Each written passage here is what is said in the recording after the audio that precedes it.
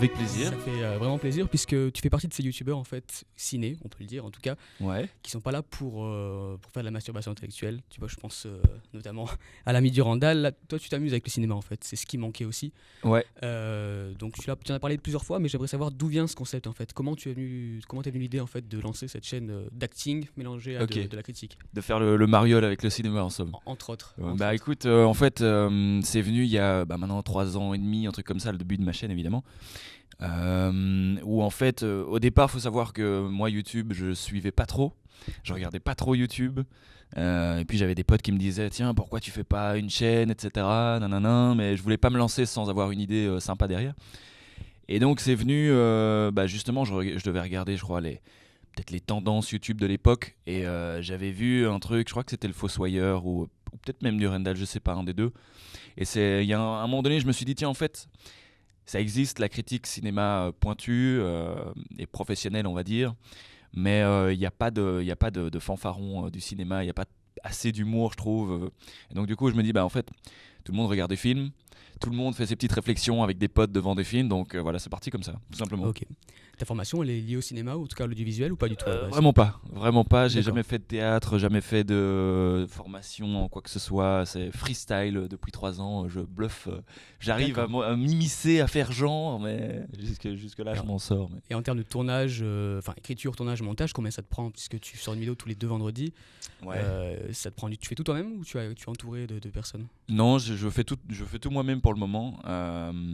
Peut-être, et maintenant il y a une espèce de mode de monteur, youtubeur, etc. C'est vrai que je prends beaucoup plus de plaisir à faire le con devant la caméra, donc du coup, tout ce qui est montage, peut-être qu'un jour je le déléguerai à quelqu'un. Mais non, là pour le moment, je fais tout en solo. D'accord. Dans une interview que tu as faite, tu évoquais le fait de devenir acteur, quelque chose qui te plaisait en tout cas. Ouais. Et c'est vrai que je reprends sur ta vidéo du Grinch en fait, où tu joues Jim Carrey, tu grimes Jim Carrey. Ouais. Déjà, Jim Carrey qui grime les gens, c'est habituel, mais toi qui grimes Jim Carrey, c'est encore un autre niveau. C'était vachement réaliste en fait, c'était plaisant à regarder. Donc, est-ce que tu as des pistes par rapport à ça? Est-ce que tu creuses là-dessus? Écoute, c'est un peu compliqué parce que j'essaye de faire un semblant de personnage. Genre Jim Carrey, j'ai essayé de repérer 2-3 trucs, mais en fait, comme tu dis, j'en fais une toutes les 2 semaines.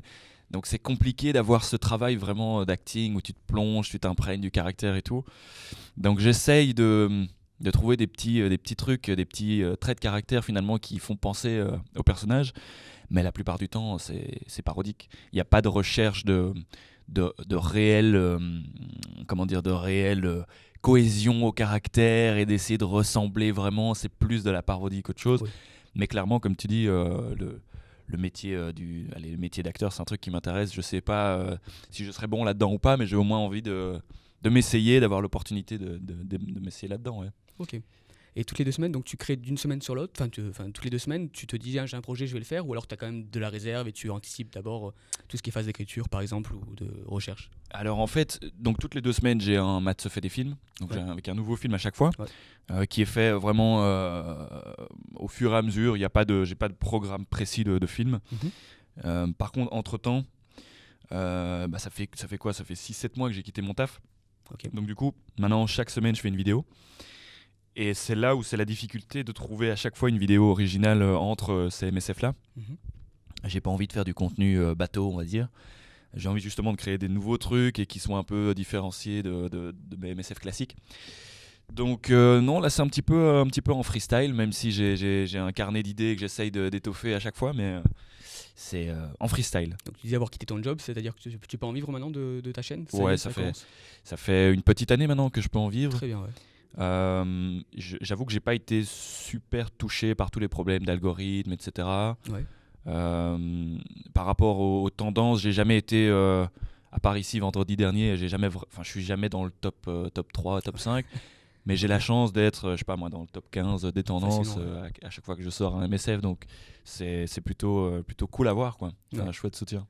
Un truc qui parle beaucoup à la génération 80-90, je pense, c'est que tu utilises, tu parles beaucoup de films qui nous ont marqués. Ouais. Ça va de Jumanji en passant par Retour vers le futur, c'est vraiment des films cultes pour toute une génération.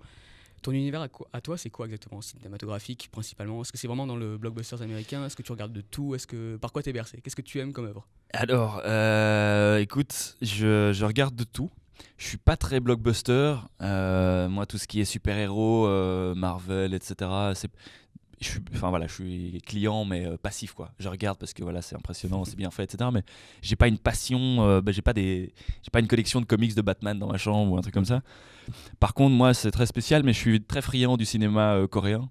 Okay. Donc, le cinéma sud-coréen, évidemment, puisque au nord, je crois pas qu'il y a beaucoup de cinéma. Enfin, ils ont un cinéma à eux, hein, mais Ouais, on n'est pas forcément au courant. Avec leurs films à eux. Et donc là, le cinéma coréen, c'est un truc qui est vraiment kiffant. Ça fait bizarre pour beaucoup de gens, mais franchement, ils ont une manière de faire des trailers qui est, pour moi, unique. Je pense qu'il n'y a personne. C'est marrant parce que, pour la petite histoire, je pense qu'ils ont commencé à vraiment intéresser et à être un peu à se différencier de ce qui se faisait à l'époque, parce qu'en fait, dans leur film, ils ne pouvaient pas utiliser d'armes à feu.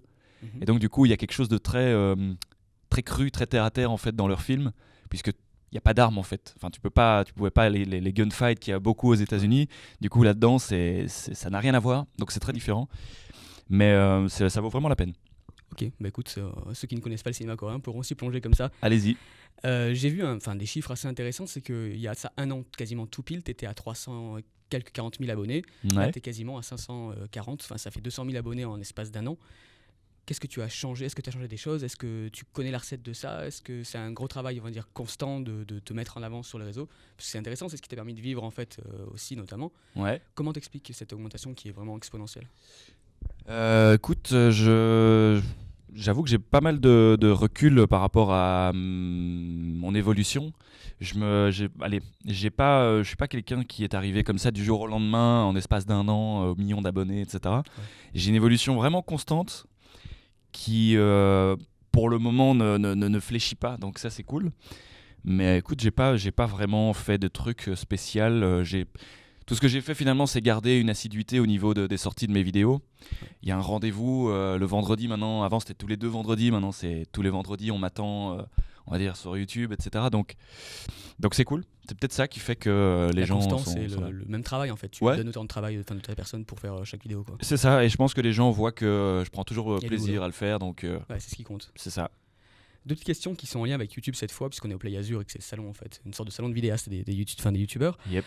Quels sont tes 3 youtubeurs, on va dire, favoris, fétiches, ceux que tu suis, on va dire, de manière avec plaisir?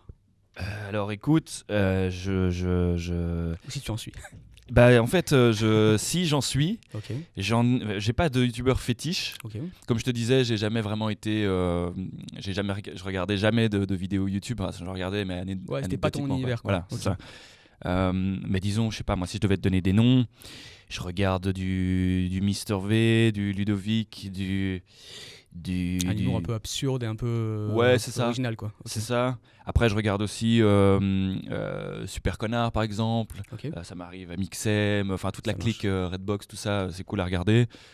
Sinon, à part ça... Ouais, c'est assez polyvalent, quoi. Tu traînes un peu sur YouTube et tu regardes... c'est ça. Okay, c'est ça. Très bien. Dernière question qui est en lien direct avec le Play Azure et aux conventions. Comment tu vois ces conventions en fait? Est-ce que tu apprécies ce genre d'événements? Est-ce que c'est important pour toi de venir à la rencontre des abonnés ou en tout cas de personnes qui ne te connaissent pas et qui te découvriraient? Comment tu le vis? Alors moi quand je vais en convention, déjà j'en fais pas beaucoup, mais quand j'en fais c'est vraiment juste pour voir les gens. Okay. Moi j'habite à Bruxelles, donc en termes de youtubeurs à Bruxelles, on n'est pas sur une folie dingue. Et donc, j'avoue que j'ai pas ce délire de ah bah tiens, je vais recroiser X ou Y, on va aller boire un coup, etc. Ouais. J'en connais, hein. On a pas plus tard qu'hier, on a été boire un coup effectivement. mais voilà, c'est beaucoup plus pour les abonnés que je viens les rencontrer, faire des petites FAQ en petits groupes, etc. Voir un petit peu les gens en fait, parce que tu es toujours derrière ta caméra. Eux, ils te voient derrière un écran. Donc, c'est l'occasion de se rencontrer, mais c'est essentiellement pour ça. Ok, dernière petite question. Est-ce que tu as des nouveaux projets en fait, à venir, des choses qui sont différentes de ce que tu as fait auparavant?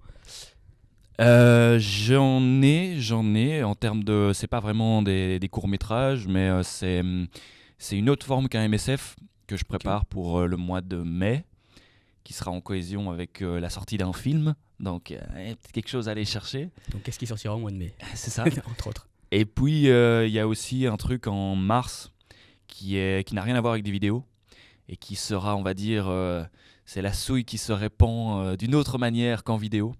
Donc voilà, okay. Je peux pas en dire plus, mais... À suivre. fin mars, début avril, il y aura quelque chose de sympa, je crois. Très bien. Puis mai, la sortie du film qu'on va essayer de trouver. Exact. Ça marche. Bah écoute, merci beaucoup pour cette Merci interview à toi. et puis bonne convention, bonne fin de convention surtout. Merci, c'est cool.